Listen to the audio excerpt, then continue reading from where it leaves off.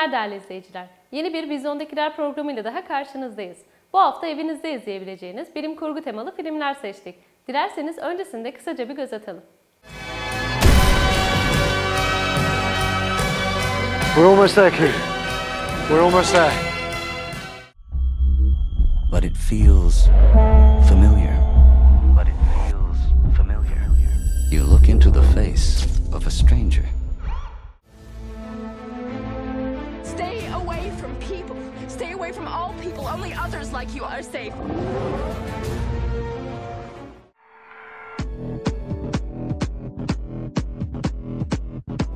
What do you mean you can't remember? İlk filmimiz 1992 yılında yayınlanan, aynı isimli eserden Beyaz Perde'ye uyarlanan, bu hafta en iyi görüntü yönetimi ödülü sahibi 2006 yapımı film Son Umut. Because really, since women stopped being able to have babies, what's left to hope for? 2027 yılı itibariyle dünya hiçbir şekilde anlam verilemeyen olaylara sahne olmaktadır. Son dünyaya gelen bebeğin üzerinden 19 yıl geçmiştir ve insanlık artık üreyememek gibi bir çıkmazla karşı karşıyadır. Artık üremek diye bir şey yoktur. Bu durum siyasi açıdan da tüm dengeleri sarsar. Yaşananlar karşısında bir grup insan varoluşlarını akışa teslim ederken, diğer bir grup ise olanları değiştirmek için mücadeleye girişir. Bu süreçte Büyük Britanya, yönetim biçimi olarak kullandığı askeri emperyalist sisteminden ötürü kargaşaya engel olmayı başaran ve huzurunu koruyan ülke konumundadır.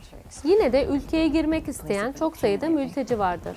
Theo, bu olaylar içinde geride duran bir bürokrat konumundayken bir gün kaçırılır.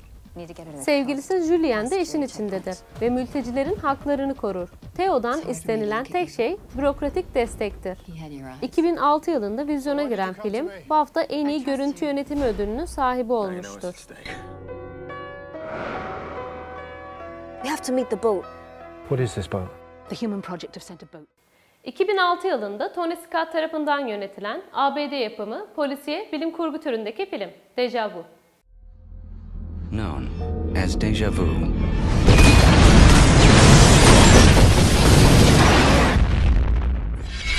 New Orleans'taki bir feribotta meydana gelen büyük patlamanın ardından kanıt toplaması için çağrılan Carl'ın, insanların beyninin içindeki dejavuların her şeyden daha güçlü olduğunu keşfeder. Bu da yüzlerce masum insanın hayatını kurtarmak için beyninin en derin dönemeçlerinde bir yolculuğa çıkmasına yol açar.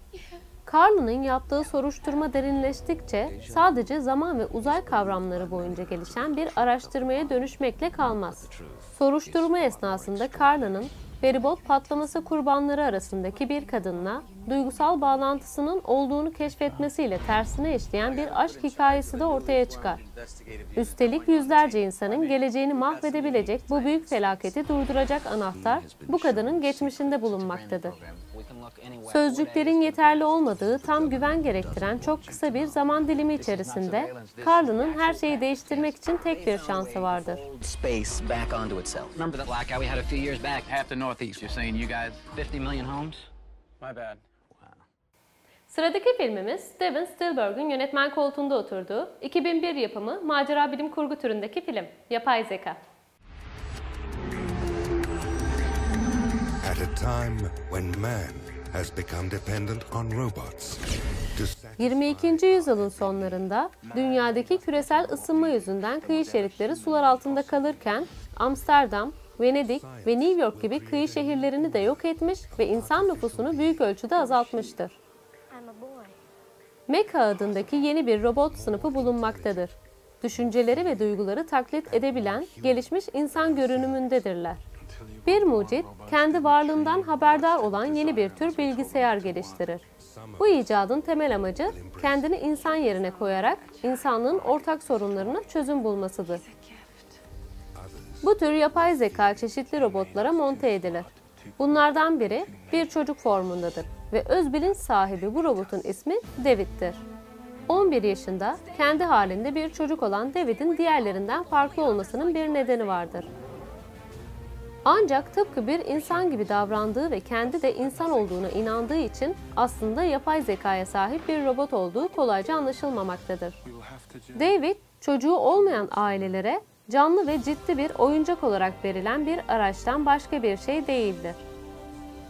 Bunun farkına varmasıyla birlikte gerçekliğine kavuşmak isteyecek ve bunun için tehlikelerle dolu bir yolculuğa çıkacaktır.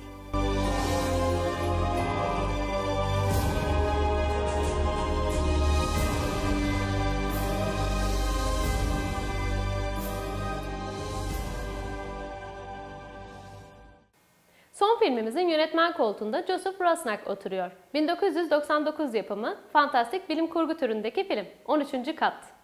Walking around experiencing 1937. My body stays here. Teknolojinin konuştuğu bir yerdeyiz. Bu işte uzman ve çok özel işler başaran iki arkadaşın elinde son ürünleri vardır. Douglas ve Whitney, son çalışmaları bir program yazılımını denemektedirler. 13. kattaki ofislerinde. Bir simülatör aracılığıyla Douglas, 1930'ların Los Angeles'ına giderek eşsiz bir macera yaşamaktadır. Ancak kendisini gerçek hayata döndüğünde tatsız bir sürpriz beklemektedir. Şirketin kurucusu ve üretenlerin esin kaynağı Hanum Fuller öldürülmüştür.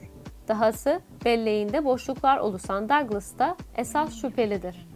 Bu esnada ortaya çıkan gizemli kadın Jen, Hanum'un kızı olduğunu söyler.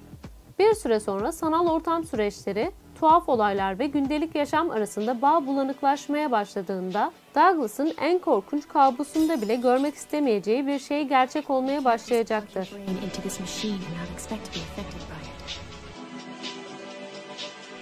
Can you tell me where I am? Sizler için seçtiğimiz bilim kurgu temalı filmler bunlardı. Umarız izlerken keyif alırsınız. Gelecek hafta görüşünceye dek hoşça kalın.